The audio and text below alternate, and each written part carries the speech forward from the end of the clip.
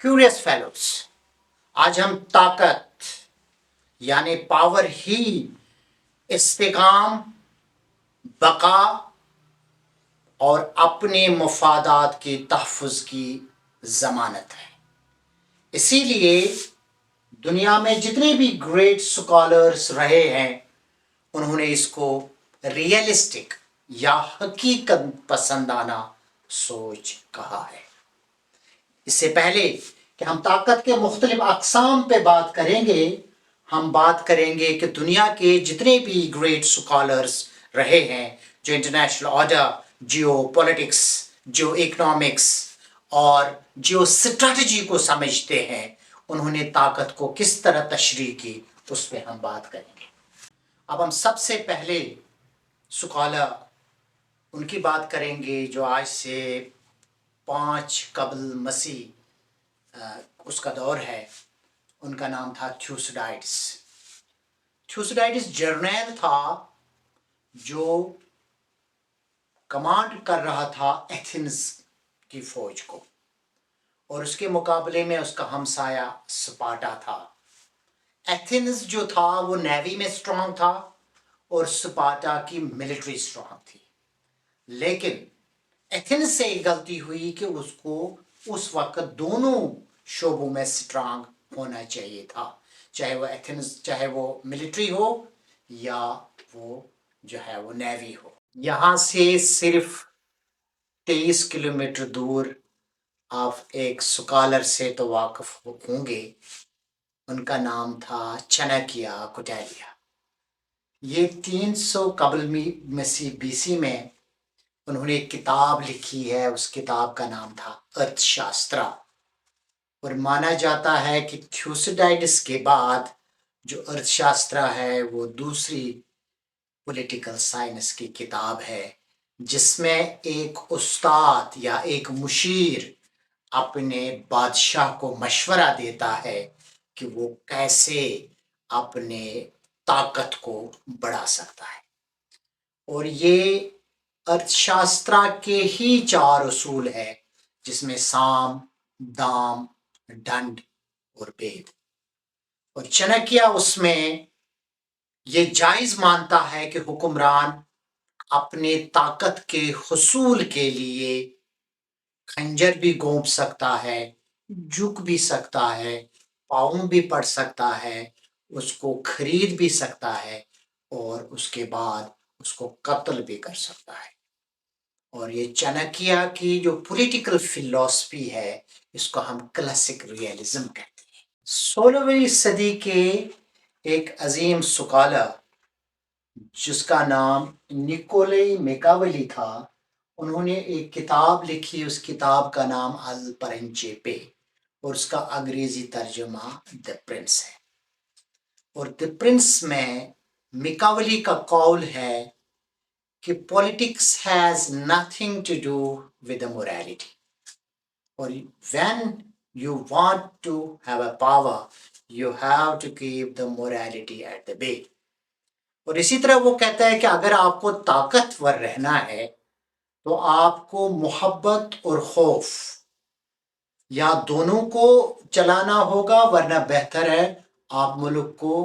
ताकत को खौफ से हासिल कर सकते हैं। और मैकियावेली इसमें भी कहते हैं कि आपका जो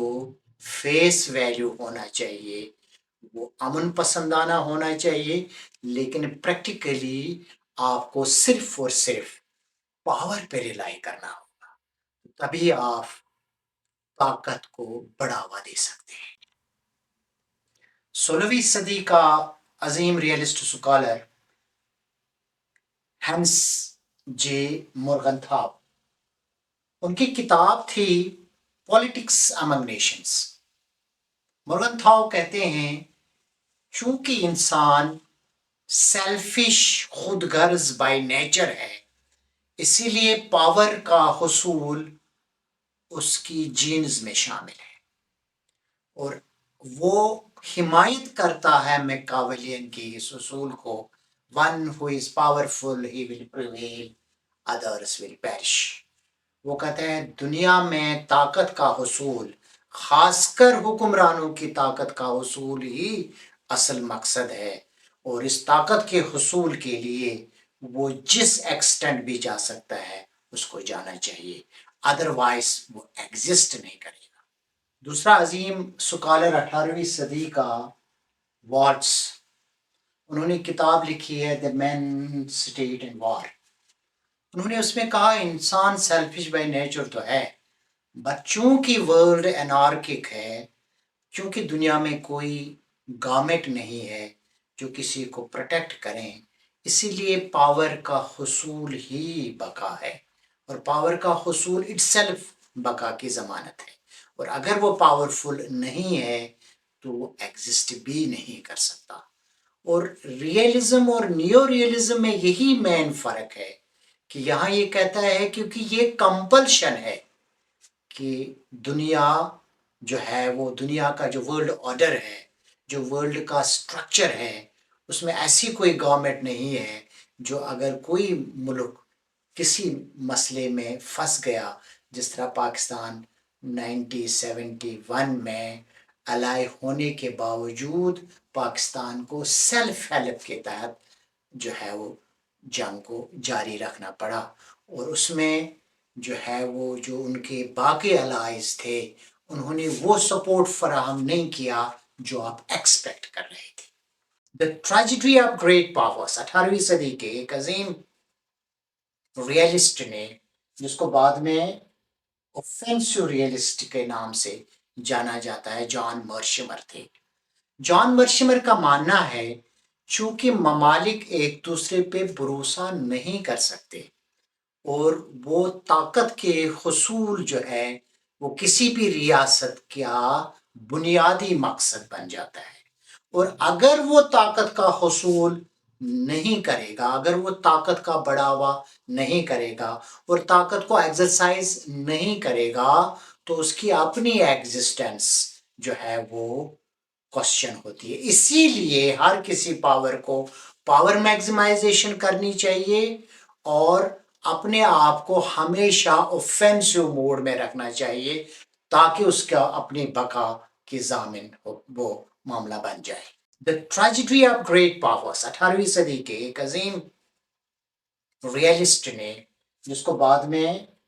اوفینسو ریئلسٹ کے نام سے جانا جاتا ہے، جان مرشمر تھے۔ جان مرشمر کا ماننا ہے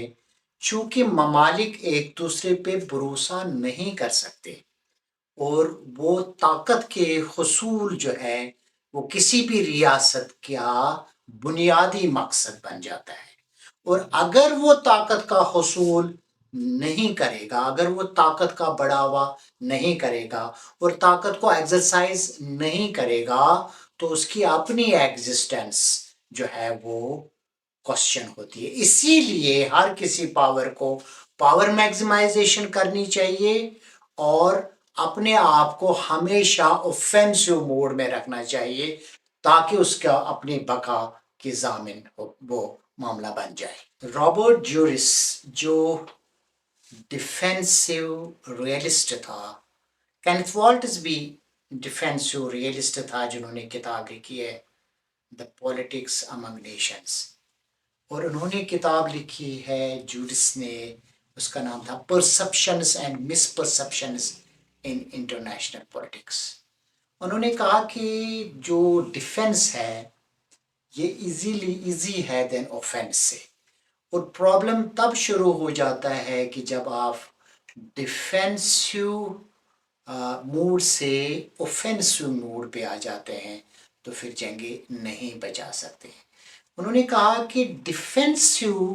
کے لیے پاور کا حصول ضروری ہے، لیکن جب آپ اوفینسو ہو جاتے ہیں تو جنگیں ہونا ناگزیر ہو جاتی ہے۔ فرید زکریا نے ایک کتاب لکھی ہے، اس کا نام تھا اوفینسو ڈیفینسو بیلنس۔ ان کا ماننا ہے کہ اگر اوفینسو ڈیفینسو میں بیلنس رہے تو دوسرا ملک اوفینڈ نہیں ہوگا، لیکن اس میں بھی طاقت کا حصول ضروری ہے، اور یہ سمجھنا اور سمجھانا بڑا مشکل ہے کہ آپ ڈیفینسو ہیں یا اوفینسو ہیں، تب تک کہ جب تک دوسرے کو آپ کا خوف تنگ نہ کریں، اور اگر آپ کا خوف کا بڑھاوا ہو گیا تو پھر دوسرا بھی اوفینسو لائن پہ آ جاتا ہے، تو وہ اوفینسو اور ڈیفینسو میں جو بیلنس ہو جاتا ہے اس سے طاقت کا حصول دونوں کے لیے ناگزیر ہو جاتا ہے۔ کیورس فیلوز، اب ہم طاقت کے مختلف اقسام پہ بات کریں گے۔ سب سے پہلے اگر ہم ہارڈ پاور کی بات کریں گے تو پہلے یہ مانا جاتا تھا ہارڈ پاور جو ہے وہ ملٹری پاور ہے، جس میں ٹینکس، میزائلز، ایٹمم اور اس طرح کا لیتھل ویپن ہے۔ لیکن جو کتاب جوزف نائی نے لکھی ہے، اور اس کتاب کا نام تھا bound to lead the changing nature of American power, اس میں وہ یہ کہتا ہے کہ ہارڈ پاور کے ساتھ ساتھ جو اقتصادی ناکہ بندی ہے وہ ہارڈ پاور کا کمپوننٹ ہے، اور ہارڈ پاور بیک پہ رہتا ہے، اور ایک ملک اپنے سیاسی مقاصد حاصل کر لیتا ہے۔ سافٹ پاور پہلے اکنامک پاور کو کہا جاتا ہے، اب اکنامک پاور کو سافٹ پاور سے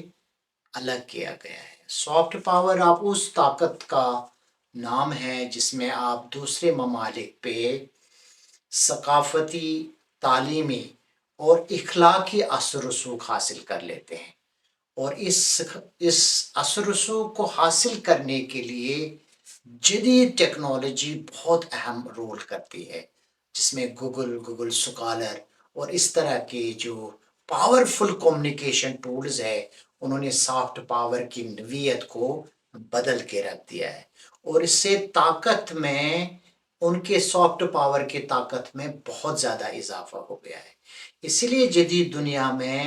جو ہے وہ سافٹ پاور کی اہمیت بہت زیادہ بڑھ گئی ہے، اسی لیے اس کو کہتے ہیں کہ یہ جو سافٹ پاور ہے یہ جدید دنیا کا فرنٹ لائن سولجر ہے۔ اقتصادی پاور یا اکنامک پاور، جدید دنیا میں یہ مانا جاتا ہے کہ جس کے پاس اکنامک پاور ہو وہ ہارڈ پاور کو بڑھا سکتا ہے۔ اسی لیے جدید دنیا میں جو وسائل کے حصول کا جنگ ہے وہ ہارڈ پاور کا بھی فرسٹ جو ہے وہ انیشیٹو رہا ہے،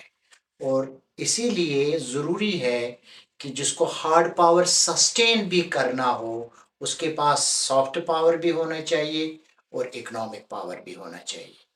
اور اس کے بعد ہم کہتے ہیں smart power. Smart power is an interplay between hard power, soft power and economic power, اور اسی لیے اگر جب کوئی ملک جو ہے وہ سپر پاور بن جاتا ہے، اس میں یہ جو پاور کے مختلف ڈائمنشنز ہے یہ سائملٹینسلی گرو کر رہے ہیں۔ مثلا اس وقت آپ دیکھیں گے کہ چائنا کی جو اکانومی ہے وہ بڑی فاسٹ کے ساتھ گرو کرتی ہے، لیکن اس کے ساتھ ساتھ اس نے ملٹری پاور یا ہارڈ پاور کو بھی بڑھانا شروع کر دیا ہے۔ لیکن چونکہ اس وقت بھی سپر پاور کے پاس آئی ایم ایف اور جو ہے وہ ورلڈ بینک جیسے ادارے ہیں جو ان کی اکنامک پاور کی امیج کو ملٹیپلائی کرتے ہیں، اور وہ بہت سارے مقاصد اکنامک پاور سے ہی حاصل کرتے ہیں جہاں ان کو ہارڈ پاور استعمال کرنے کی ضرورت نہیں ہے۔ ویسے بھی اگر کسی جگہ ان کو ہارڈ پاور استعمال کرنا ہو تو اس کے لیے ان کو سمارٹ پاور بھی چاہیے، سافٹ پاور بھی چاہیے اور اکنامک پاور بھی چاہیے۔ اس کے بعد ہم کلچرل پاور کی بات کرتے ہیں۔ کسی ملک، کسی قوم کے ثقافتی اثر رسوخ سے آتی ہے، فلمیں، ڈرامے، میوزک، ادبی ثقافت، یہ سارے جو ہے ثقافتی پاور کا حصہ ہے، اور اگر آپ دیکھیں گے ہالی ووڈ، بالی ووڈ، یہ دنیا کی ثقافت کو پروموٹ کرنے کا سب سے بڑا ذریعہ ہے۔ میں نے خود بھی دیکھا کہ ترکی میں جو انڈین فلمز ہے ان کو ترکی میں ترجمہ کیا جاتا ہے، اور نہ ہی صرف ترکی میں بلکہ یورپ میں بھی مختلف ٹی وی چینلز پہ انڈین فلموں کے تراجم آتے ہیں۔ تو اس سے کیا ہے کہ جو انڈیا کی امیج جو ہے وہ فلموں کے ذریعے، چاہے چائنا ہو، چاہے سعودی عربیہ ہو یا یورپ ہو، اس میں ان کی جو ہے وہ ثقافتی جو ہے نا وہ ذرائعوں سے وہ اپنا اثر رسوخ بڑھا دیتے ہیں۔ اخلاقی طاقت یا مورل پاور یا مورالٹی یا مورل ہائی مورالٹی پہ ہائی مورل پیڈسٹل پہ ایک وقت یہ بہت ہی بڑا طاقت مانا جاتا تھا، جب جو ہے گریس کی گولڈن ایج تھی، اور اس طرح جب پھر رومن امپائر بنی اور پھر جب گولڈن ایج آف اسلام آئی، تو وہ جو اخلاقیات کی برتری تھی وہ ایک بہت بڑا طاقت مانا جاتا تھا، اور جو ملک کسی ملک کی بالادستی کو قبول کرتے تھے وہ مورالٹی کی بنیاد پہ ہوتا تھا،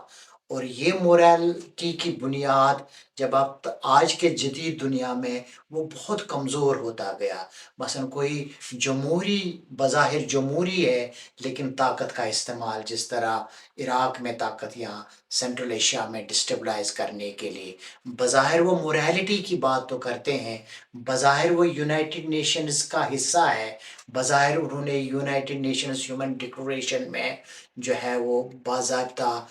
وہ ممبر ہے، لیکن جب ان کو اپنی مقاصد حاصل کرتے ہیں تو وہ مورالٹی کو بالائے طاق رکھتے ہیں۔ تو اسی لیے دنیا میں طاقت کے حصول کے لیے مورالٹی مورالٹی بہت اہم مانی جاتی تھی، لیکن آج کل کی جدید دنیا میں اس جو ہے اخلاقی جو ہے نا وہ زوال آیا ہوا ہے، اور دنیا میں جو طاقت کا حصول کے لیے اس مورالٹی کو ہی ختم کیا گیا ہے۔ آج ہم نے کیوریس فیلوز یہ سمجھا کہ کسی بھی ملک کی سوورنٹی، انٹرنل سٹیبلٹی، سیکیورٹی کو بچانے کے لیے طاقتور ہونا ضروری ہے، کیونکہ ہم نے یہ بھی سیکھا کہ دنیا کا نظام انارکک ہے، اور اگر کسی ملک کے پاس سیلف ہیلپ کے تحت ایٹ لیسٹ ڈیفینسو لیول پہ طاقت نہیں ہے تو اس ملک کو مسائل کا سامنا ہے۔ اسی لیے پاور کا حصول، طاقت کا حصول ڈیفینسو لیول پہ ایٹ لیسٹ بہت ضروری ہے، لیکن اس کے لیے یہ بھی ضروری ہے کہ اگر ہارڈ پاور ہو جس طرح رشیا کے پاس ہے، نارتھ کوریا کے پاس ہے، لیکن سافٹ پاور